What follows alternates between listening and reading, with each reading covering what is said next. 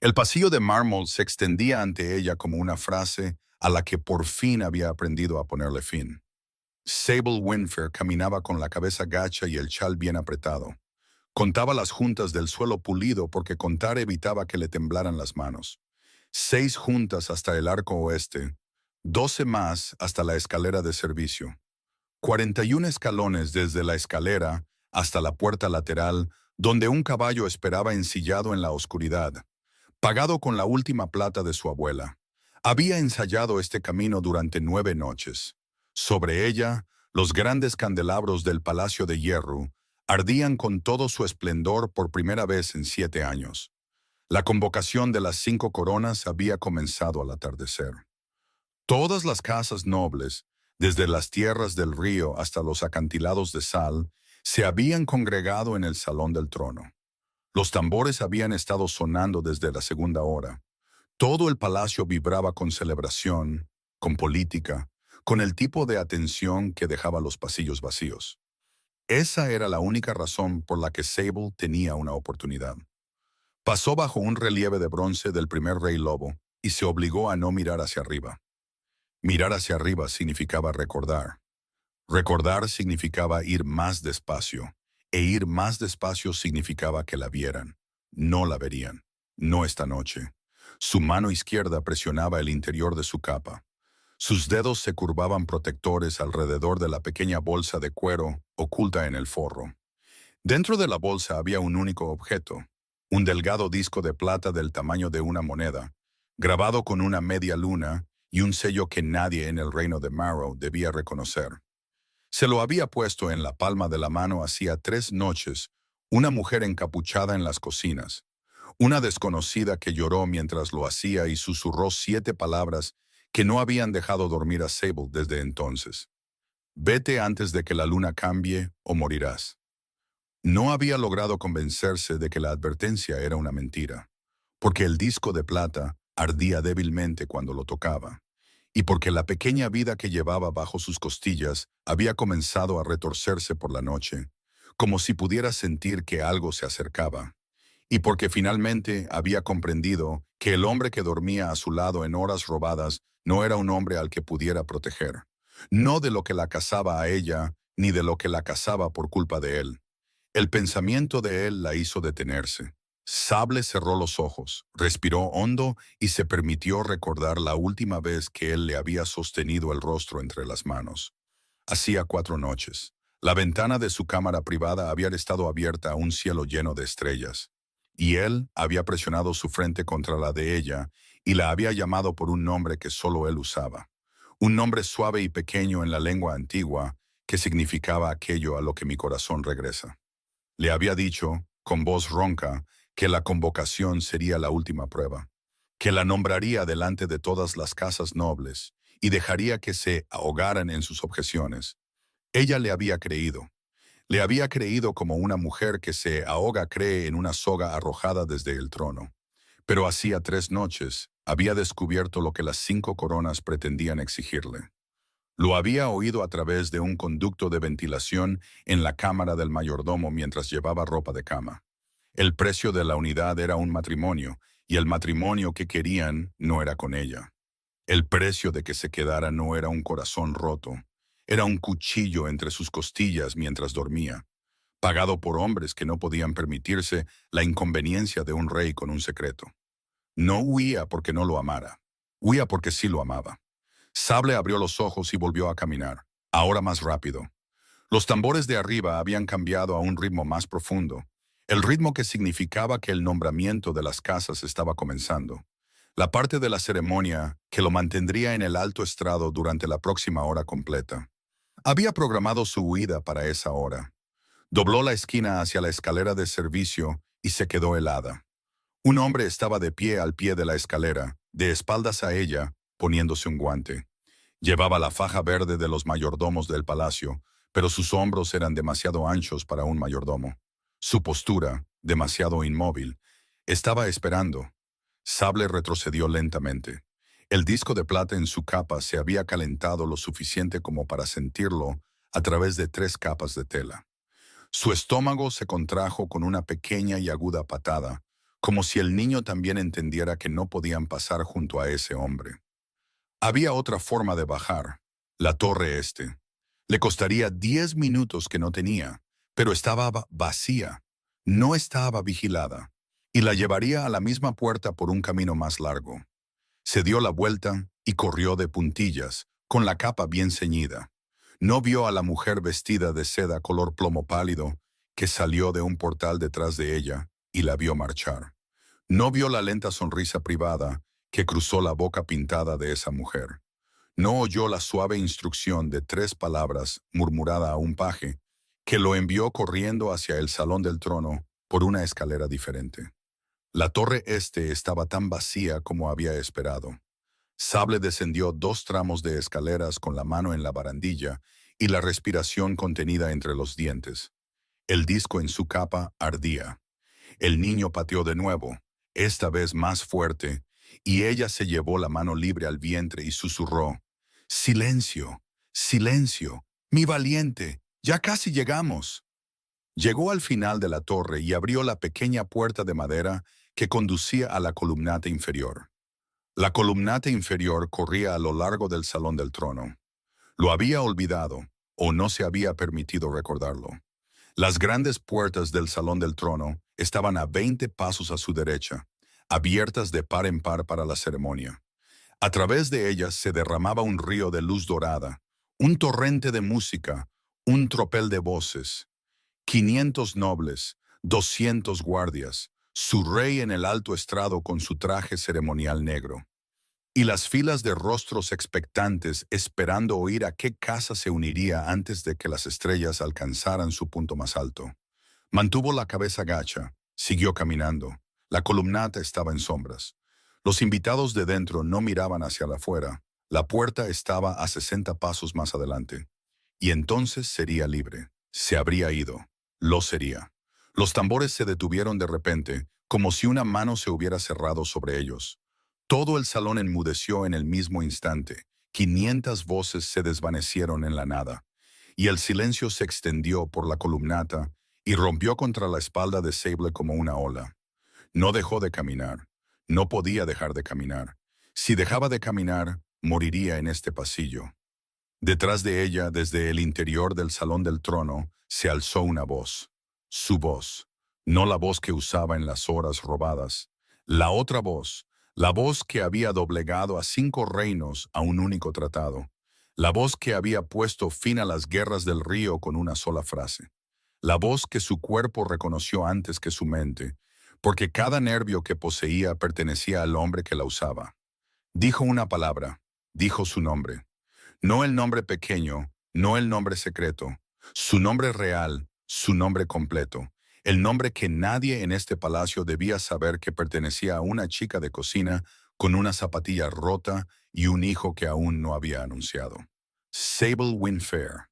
Se oyó a través de las puertas abiertas, se oyó a través de la columnata, se oyó en el patio de más allá, donde el caballo que había pagado ya pateaba los adoquines. Llegó a cada rincón del palacio de hierro donde un lobo pudiera oír, y en el silencio que siguió, mientras 500 nobles se giraban como uno solo hacia las puertas abiertas, Sable Windfair se quedó de pie en la columnata inferior. Con la capa ceñida alrededor del secreto que llevaba, comprendió con una claridad que la destrozó que no iba a llegar a la puerta. No se giró. Girarse sería una confirmación. Girarse sería una rendición. Girarse significaría volver hacia un hombre que, con una sola palabra, en un solo aliento, frente a todas las casas nobles de 5 reinos, acababa de gastar todo lo que había estado protegiendo para mantenerla con vida. No se giró, corrió. El chal se le desgarró de los hombros en la primera curva de la columnata y lo dejó ir. Sus zapatillas golpeaban la piedra con demasiada fuerza y no le importó. Los tambores no habían vuelto a sonar, el salón a sus espaldas aún no había estallado. Tenía los segundos entre el cese de su voz y el estallido del ruido para despejar la columnata, el patio, la puerta. Después de eso ninguna carrera importaría, porque todos los lobos de hierro tendrían su rastro. Llegó al patio, el caballo estaba donde el mozo de cuadra había prometido, atado a un poste a la sombra del muro de la cocina. A Sable le temblaban tanto las manos que no podía desatar la rienda. Las obligó a quedarse quietas. Forcejeó con el nudo. El disco de plata en su capa ardía tanto que podía sentirlo a través de la bolsa de cuero. Consiguió soltar el nudo. Puso el pie en el estribo. Se acomodó sobre la silla de montar. Detrás de ella, desde el salón del trono, el ruido llegó por fin. No era el ruido de nobles discutiendo, era el ruido de un vínculo desvelándose en público. Un largo y bajo gemido estructural, como si el propio palacio hubiera estado conteniendo la respiración y por fin pudiera exhalar. Luego voces, luego sillas arrastrándose. Luego un solo guardia gritando una orden que fue instantáneamente revocada por una voz más profunda que ella habría reconocido en su tumba. Dejadla ir. Lo oyó a través de las puertas abiertas, a través del patio, a través del hueso detrás de su oreja. Dejadla ir. Que nadie la siga. Nadie. Le arrancaré la garganta a cualquier lobo que cruce esa puerta antes de que yo mismo la alcance. Sable clavó los talones y el caballo se lanzó hacia adelante.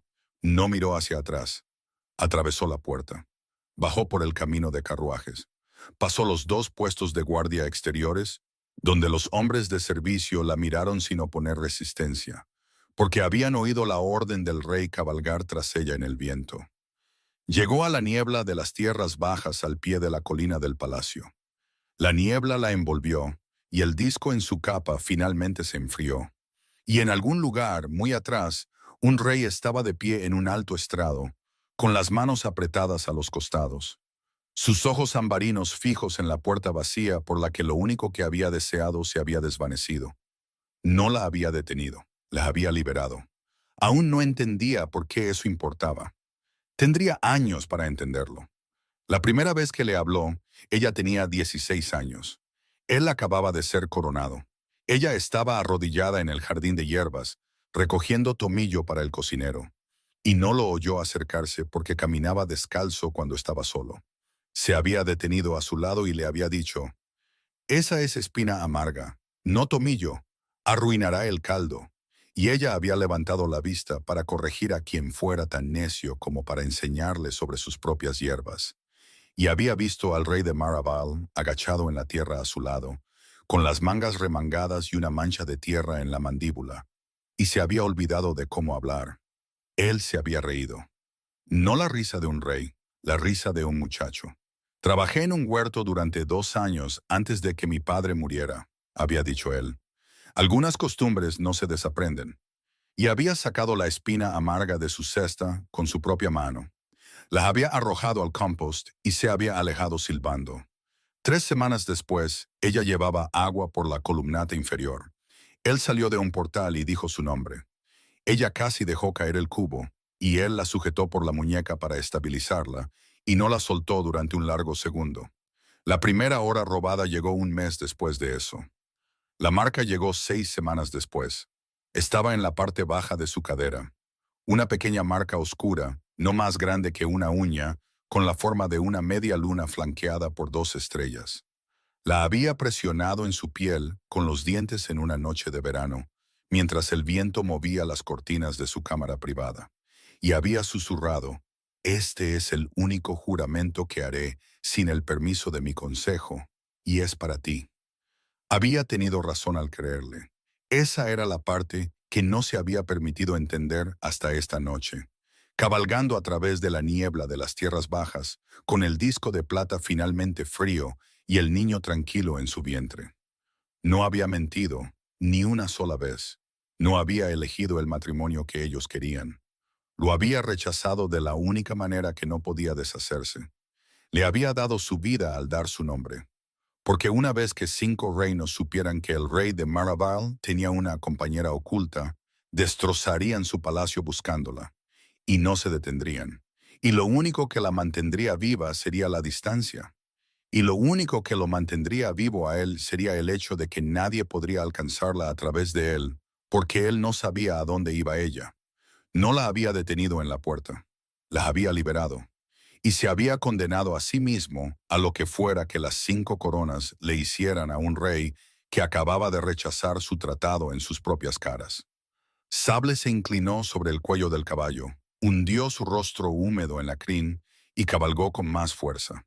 No vio al segundo jinete en la cresta, sobre el camino de niebla, encapuchado, inmóvil, viéndola pasar. No vio el pequeño pájaro gris que se alzó de la muñeca del jinete y voló de regreso hacia Hierro, con un trozo de papel doblado en sus garras. No oyó la voz suave y divertida de la mujer de seda color plomo pálido, leyendo ese papel una hora más tarde. Ni la única frase que le dijo al paje que esperaba a su lado. Encuéntrala en silencio y tráeme lo que lleva. Sable cabalgó hacia la oscuridad, y detrás de ella, en un palacio iluminado con demasiada intensidad para una noche que había terminado en desastre, la caza ya había comenzado. El pueblo de Cinder no hacía preguntas a las mujeres que llegaban solas. Era un pueblo de salinas al borde del Mar Hueco, a 2 semanas de duro viaje al sur de Hierro. El tipo de lugar donde cada segundo hogar albergaba a una hija que había venido de otro lugar y nunca diría de dónde. A nadie le importaba quién había sido antes. Les importaba si podías trabajar. Sable podía trabajar. Había llegado a Cinder medio muerta de hambre, medio congelada. El caballo lo vendió 3 pueblos atrás a cambio de un pasaje en una barcaza de sal. El disco de plata cosido en el dobladillo de su capa. Le había dicho a la jefa del puerto que era una viuda de la región del río. Había dado el nombre de Ren Thessaly, que había sido el nombre de su abuela. La jefa del puerto la miró al vientre, a las manos y a los ojos, y no hizo preguntas. Señaló calle arriba una casa baja de piedra con tejado de pizarra y dijo, «El tejado tiene goteras en la esquina este. El pozo es bueno. Págame un cobre al mes y fingiremos que siempre has estado aquí». Eso había sido hacía 4 meses. Sable, que ahora era Ren para todos en Cinder, se había convertido en la mujer a la que acudían los trabajadores de las salinas cuando sus esposas se ponían de parto, cuando sus hijos ardían de fiebre, cuando sus ancianos padres tosían sangre en los trapos. Atendía partos, entablillaba dedos rotos, aceptaba el pago en huevos, en sal, en lana remendada. No aceptaba monedas. Las monedas podían rastrearse. El niño había nacido con el cambio de la luna de otoño. Un niño, pequeño pero fiero, con una mata de pelo oscuro que sorprendió a la partera del pueblo de al lado. La partera había puesto al niño en los brazos de Sable y había dicho con la cuidadosa neutralidad de una mujer que había visto demasiado. Sus ojos cambiarán en la primera semana. Siempre lo hacen. Sus ojos no habían cambiado. Habían sido de color ámbar desde el momento en que los abrió. Ámbar como el interior de la llama de una vela. Ámbar como los ojos del hombre que le había dado su nombre frente a 5 reinos y luego la había dejado ir. Había llamado al niño Callum por un santo del viejo libro de su abuela, que había caminado hacia el mar para salvar a un pescador que se ahogaba y había salido vivo. No le había dicho a nadie en Cinder lo que significaban sus ojos. Ahora tenía 4 meses. Dormía en la cesta junto al hogar la tarde en que el vínculo comenzó a despertar. Empezó en su cadera. Sable estaba amasando pan en la larga mesa de madera junto a la ventana, con las mangas remangadas y el viento salado entrando por la contraventana agrietada y agitando las hierbas que colgaban de las vigas. La masa estaba dura y no pensaba en nada. La marca en su cadera se agitó. La había sentido agitarse antes. Cada noche durante 4 meses le había dolido débilmente, un tirón distante como una cuerda atada a una estrella que no podía ver. Se había acostumbrado. Había dejado de tocarla. Esta noche la marca no dolía. Esta noche la marca cantaba. Se enderezó de amasar el pan, con harina en las muñecas, y se apretó la mano contra la cadera a través del vestido. La piel bajo su palma estaba cálida, no febril, cálida como lo está una piedra iluminada por el sol. Se quedó muy quieta en su cocina y escuchó, porque por primera vez en 4 meses tuvo la sensación de que algo al otro extremo de la cuerda finalmente se había incorporado y le había devuelto la mirada. Podía sentirlo, no verlo, no oírlo, sentirlo. Una presencia distante pero inconfundible. Un calor bajo que habría reconocido en cualquier oscuridad. La cesta junto al hogar hizo un pequeño y suave ruido. Sable se giró. Su hijo estaba despierto. No había llorado. Nunca lloraba. Estaba tumbado de espaldas con los pequeños puños abiertos a la altura de los hombros, y sus ojos ambarinos estaban fijos en su rostro con una inteligencia que ningún niño de 4 meses debería poseer. Y estaba sonriendo. Una pequeña sonrisa privada, del tipo que pertenece a un rostro mucho más viejo, del tipo que pertenecía al rostro de su padre cuando se había agachado en un jardín de hierbas y se había reído de una chica de cocina por una espina amarga. Él lo sabía. Ella no entendía cómo lo sabía, pero sabía que él lo sabía. El vínculo que sentía en su cadera, él también lo sentía. Había sido creado dentro de él. Sable se arrodilló junto a la cesta y lo sacó de ella, y él hizo un pequeño ruido de satisfacción y apretó su rostro contra el cuello de ella. Y ella se sentó en el suelo de su cocina, con su hijo en brazos y la mejilla apretada contra su suave pelo oscuro, y se permitió, por primera vez en 4 meses, llorar sin vergüenza. «Está vivo», dijo en el pelo de su hijo. «Tu padre está vivo». No lo sabía, no me permití saberlo. La marca en su cadera latió una vez, suavemente, como una mano puesta brevemente sobre la suya. Llamaron a la puerta 1 hora después. Fue un golpe suave. 3 toques. Sable se puso de pie antes de haber decidido levantarse. Volvió a poner a Callum en su cesta. Se secó la cara con la manga. Cruzó la cocina y cogió el pesado atizador de hierro de junto al hogar. Levantó el pestillo. Un niño estaba en su umbral. No podía tener más de 10 años. Estaba descalzo. Tenía el pelo mojado por la niebla salina. Sostenía un pequeño cuadrado de pergamino doblado con ambas manos, de la forma en que un niño sostiene algo que le han dicho que es precioso, y la miraba con una expresión que no pertenecía en absoluto al rostro de un niño. Era la expresión de alguien a quien le habían dicho que memorizara un rostro. «Señora Wren», dijo el niño. «Sí». Le tendió el pergamino. Ella no lo cogió. «¿Quién te envía?» «Una dama», dijo el niño. «Me dio un cobre. Dijo que debía ponerlo en tu mano y luego correr a casa y olvidar que había estado aquí». «¿Qué aspecto tenía?» «Llevaba perlas», dijo el niño. «Y olía a rosas, pero las rosas eran viejas». La mano de Sable se cerró en el marco de la puerta. Cogió el pergamino de los dedos extendidos del niño, retrocedió a su cocina y cerró la puerta antes de que él se hubiera dado la vuelta para correr. Se sentó bruscamente en el banco junto a la mesa. Desdobló el pergamino. La letra era pequeña, elegante y absolutamente firme. Solo había 4 líneas. Wren Thessaly de Cinder. El niño de la cesta tiene los ojos de su padre. Eso es un problema para las dos. Llegaré con la próxima marea. No corras, no me superarás 2 veces. No había firma, no era necesaria. Sable se sentó en su cocina con la carta abierta sobre las rodillas, su hijo durmiendo en su cesta y la marca en su cadera zumbando con una presencia que acababa de aprender a sentir de nuevo. Y comprendió con la misma claridad que había sentido hacía 4 meses en la columnata inferior del Palacio de Hierro que quienquiera que la hubiera estado cazando, finalmente la había encontrado. La próxima marea era al amanecer. No corrió. Lo pensó durante la larga hora que pasó sentada en el banco junto a la mesa de su cocina, con la carta abierta sobre las rodillas y su hijo durmiendo a 4 pies de distancia. Pensó en salir de la marisma de Cinder por sus propios medios con Callum atado a su pecho en un trozo de lana remendada. Pensó en el camino hacia el norte, hacia el páramo, y luego pensó en la mujer que había escrito «No me superarás 2 veces», con una letra tan firme que ni siquiera había manchado la tinta. Y Sable comprendió que ya había elegido. No correría.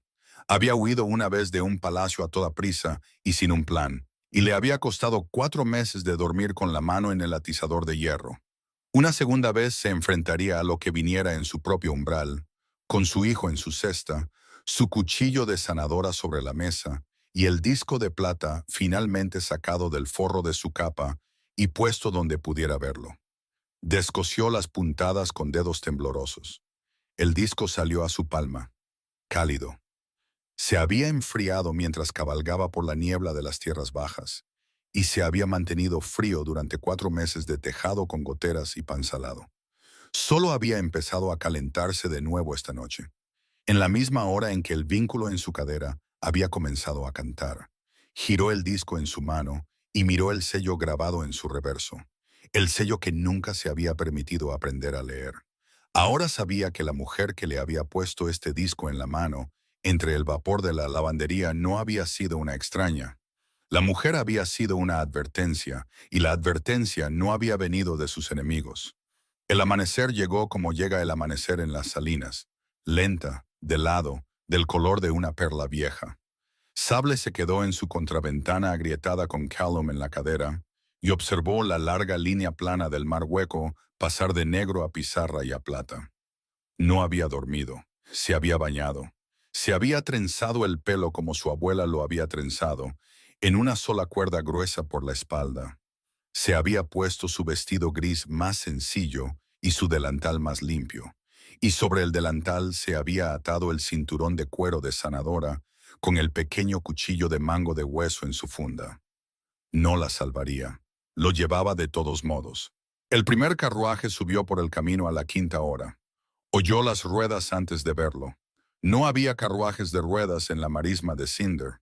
Un carruaje de ruedas en el camino a su casa solo significaba una cosa, y Sable se quedó en su ventana con su hijo en la cadera, y observó la forma lacada en negro subir lentamente la cuesta saliendo de la niebla salina, con 2 jinetes escoltándolo a cada lado, y no se movió. El carruaje se detuvo en su puerta.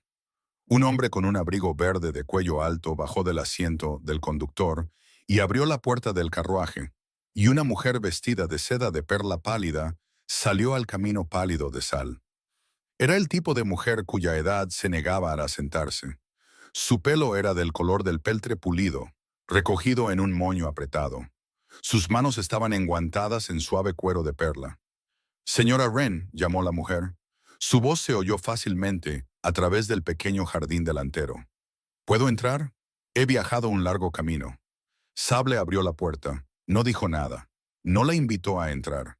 Simplemente abrió la puerta y se quedó en ella con su hijo en la cadera y la mano en el atizador de hierro, y dejó que la mujer de seda de perla caminara por el sendero de piedra a su propio ritmo. La mujer se detuvo en el umbral y miró a Sable, al niño y a los ojos del niño, y su boca se suavizó una fracción. «Es exquisito», dijo la mujer. «No lo tocarás». «No tengo intención de tocarlo. ¿Puedo sentarme?» Sable se apartó de la puerta. No soltó el atizador.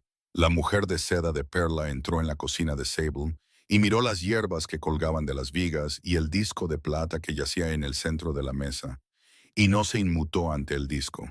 Se sentó en el banco frente a donde Sable estaba de pie y esperó. «¿Quién eres?», dijo Sable. «Mi nombre es Moren Bosich», dijo la mujer. «Soy la alta señora de la corte pálida. Soy la mujer que ha estado tratando de mantener vivo a tu rey durante los últimos 4 meses.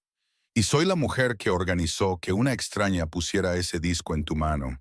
Y he venido aquí esta mañana porque la gente que lo quiere muerto finalmente te ha localizado y llegarán a este pueblo en menos de 6 días». Sable no se movió. La cocina estaba muy silenciosa.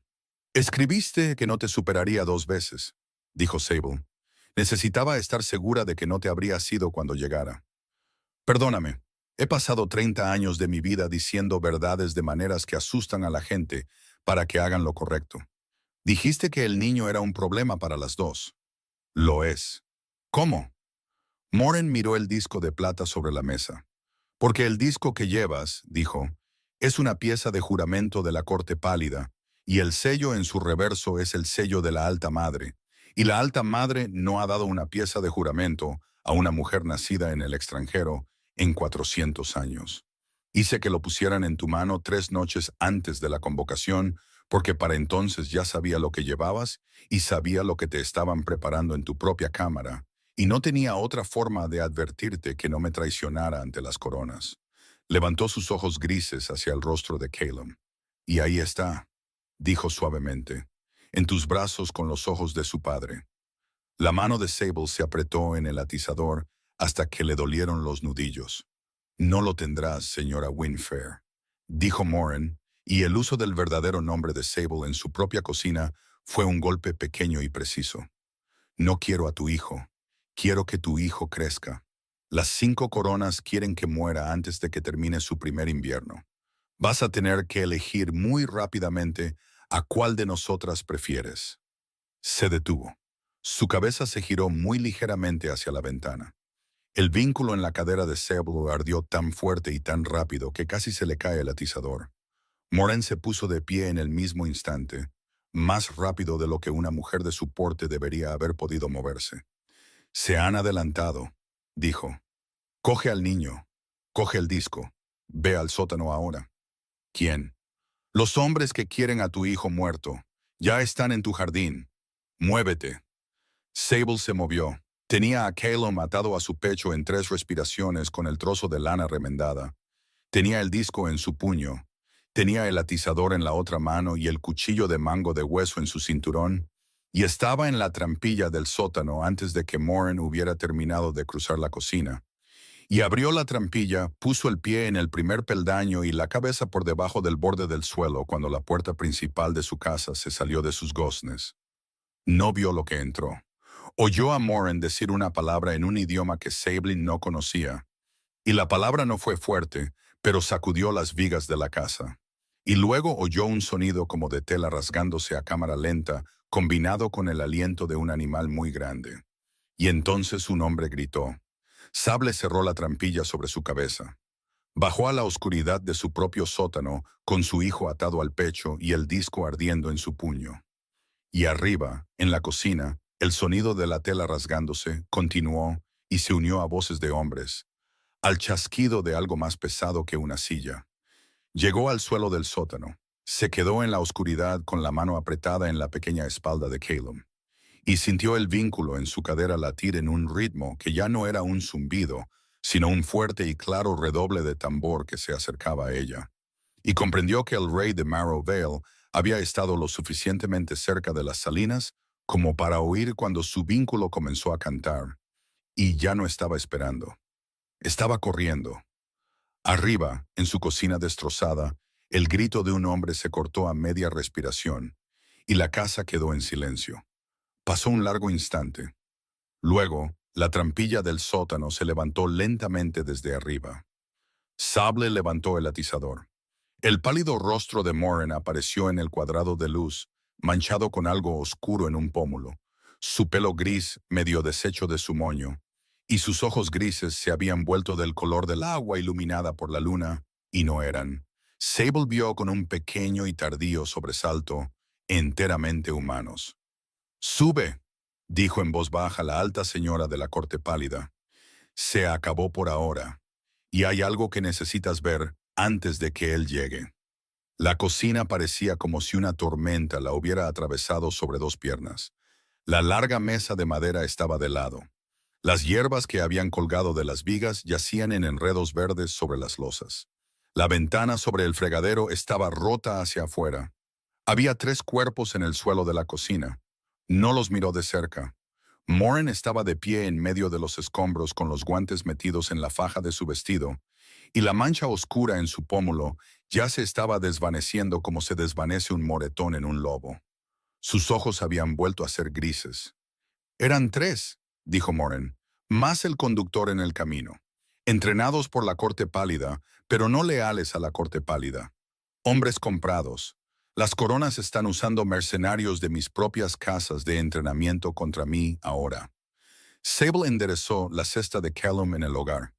Lo sacó del cabestrillo de lana y lo acostó en ella, y él la observó con sus ojos ambarinos y no lloró.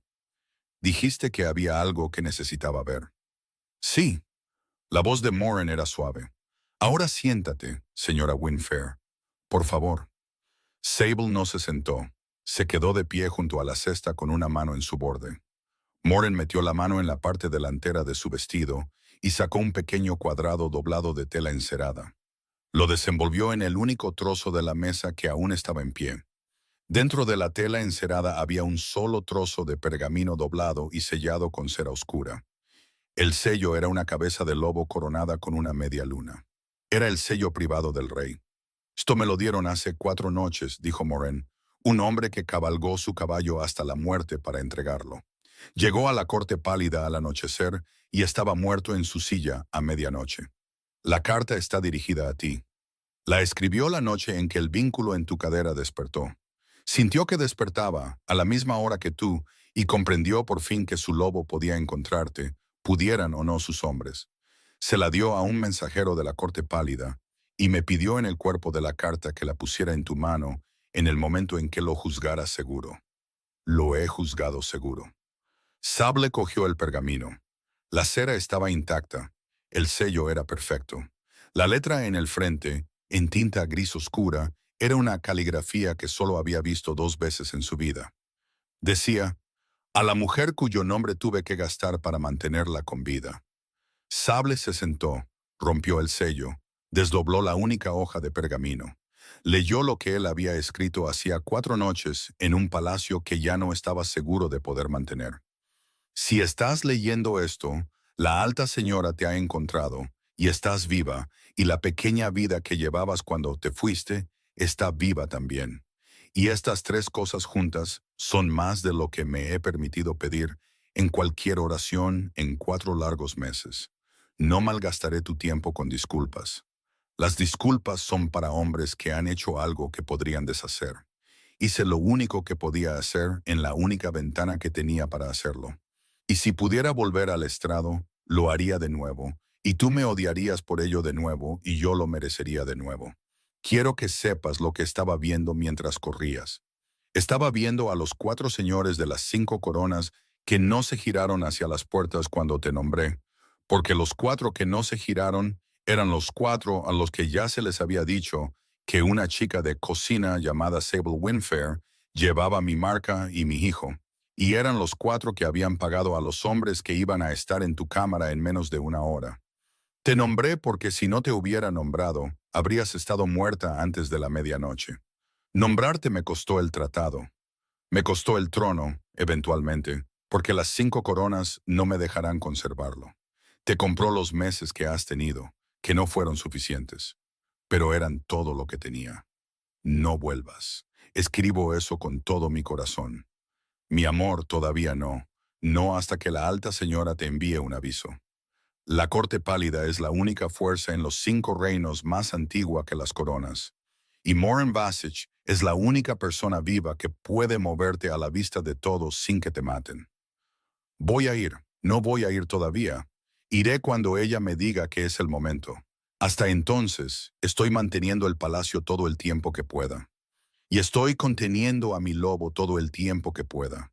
Porque si lo dejo salir, correrá hacia ti, y llevaré cada espada de las coronas a tu puerta. La marca en tu cadera es mía. El niño es mío. El nombre que gasté en el salón del trono era mío para gastarlo. Ninguna de estas cosas es negociable. Hasta entonces no estás sola. Nunca has estado sola. Cada vez que la marca en tu cadera se calienta, soy yo negándome a soltarte. Tuyo en esta vida y en lo que la siga. Aldrich. Su nombre era Aldrich. Ella lo sabía. Por supuesto, todo el reino lo sabía. Aldrich de la casa Marrow, 16º de su linaje. Solo que nunca, en todas las horas robadas, y la única marca y el único hijo entre ellos, le había oído decirlo sobre sí mismo en su presencia. Porque en su presencia él había sido el chico del jardín de hierbas. Y un rey no decía su propio nombre en la oscuridad a una chica de cocina. Lo había afirmado para ella ahora porque había entendido que si alguna vez lo leía, ya estaría de camino de vuelta a él, y necesitaría saber cómo llamarlo cuando llegara. Sable dobló la carta con mucho cuidado en 4. Se la apretó contra la boca. No lloró. Había llorado la noche anterior. Simplemente se sentó en su banco en los escombros de su cocina, con la carta apretada contra sus labios, y dejó que el vínculo en su cadera ardiera tan caliente como quisiera. Y en algún lugar, en su propia hora oscura, sintió que él la sentía sentirlo a él y se estabilizó. Como se estabiliza una llama cuando una mano se ahueca a su alrededor desde el lado del viento. Morin la observaba con las manos cruzadas en su regazo. Ha estado manteniendo el palacio solo, dijo Morin en voz baja, contra las coronas, contra los señores de los acantilados, contra 3 envenenamientos distintos que detecté y uno que no. No ha dormido más de 4 horas seguidas en ninguno de esos 4 meses. Es el alfa más poderoso que respira actualmente en este continente. Y también es la criatura viva más agotada con la que he estado en una habitación. Venía a por mí. Lo hacía. El vínculo en tu cadera despertó anoche. Despertó el suyo también. Dejó el palacio al anochecer de ayer con 12 jinetes y los últimos 6 lobos que aún sangrarían por él. Y estará en este pueblo para el anochecer de mañana. Sable se apretó la mano en la cadera. La marca bajo su palma estaba lo suficientemente caliente como para sentirla a través del vestido. ¿Qué hacemos? Morin se levantó, cruzó la cocina y se paró sobre la cesta de Calum, y no tocó al niño, pero miró sus ojos ambarinos durante un largo momento con algo en su rostro que era casi, pero no del todo, asombro. Haremos que esta casa sea indefendible para esta noche, dijo Morin. Te trasladaremos a ti y al niño a la capilla de las salinas en el borde del pueblo que ya he preparado. Lo esperaremos allí. Y cuando llegue señora Winfair, tú, yo y tu rey nos sentaremos juntos en una mesa y tendremos la conversación que las 5 coronas han pasado 4 meses tratando de evitar. Porque hay algo sobre tu hijo que él aún no sabe y necesita oírlo de mí antes de oírlo de nadie más. Sable la miró. ¿Qué cosa? Morin levantó sus ojos grises de la cesta. Tu hijo, dijo, no es el heredero de un trono, señora Winfair. Es el heredero de 2, y el segundo es el que tu rey aún no sabe que he pasado 30 años guardando. La capilla de las salinas se encontraba en el extremo norte de la marisma de Cinder, en una pequeña elevación donde el viento soplaba con más fuerza desde el mar hueco. Era más antigua que el pueblo.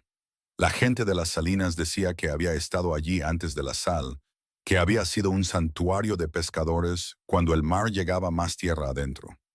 Sable había pasado por delante 2 veces por semana durante 4 meses y nunca había entrado. La puerta siempre